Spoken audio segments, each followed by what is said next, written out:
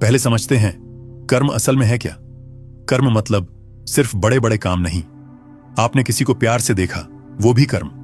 किसी पर चिल्ला दिए, वो भी कर्म। किसी की मदद की, कर्म। किसी का दिल दुखाया, वो भी कर्म। आपका हर विचार, हर भावना, हर एक्शन, सब कुछ कर्म का हिस्सा है। और यही छोटे छोटे कर्म मिलकर बनाते हैं आपकी अगली जिंदगी की स्क्रिप्ट। अब सवाल ये, आपका अगला जन्म क्या होगा? इंसान, जानवर या कहीं और? तो सुनिए, जैसी आपकी ऊर्जा वैसा आपका अगला जन्म। अगर आपके कर्म प्रेम, दया, सेवा और सच्चाई से भरे हैं तो अगला जन्म भी इंसान के रूप में और उससे भी बेहतर स्तर पर होगा। अगर आपने लोभ, द्वेष, क्रोध, नफरत, हिंसा में जीवन बिताया तो आत्मा की ऊर्जा इतनी भारी हो जाएगी कि वो नीचे के स्तरों में गिर जाएगी। कई बार तो इंसान का अगला जन्म जानवर के रूप में भी हो सकता है, अगर उसकी इच्छाएं, वासनाएं और स्वभाव पूरी तरह जानवरों जैसे हो जाए।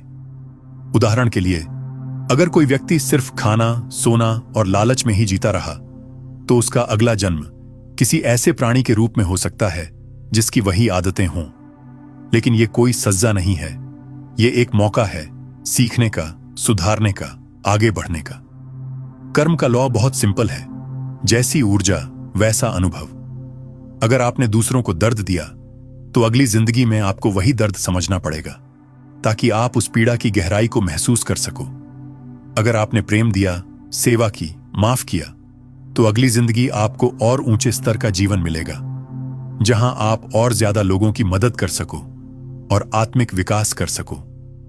अब एक सवाल जो हर कोई पूछता है, कुछ लोग इतने अच्छे होते हैं फिर भी उन्हें इतना दुख क्यों झेलना पड़ता है?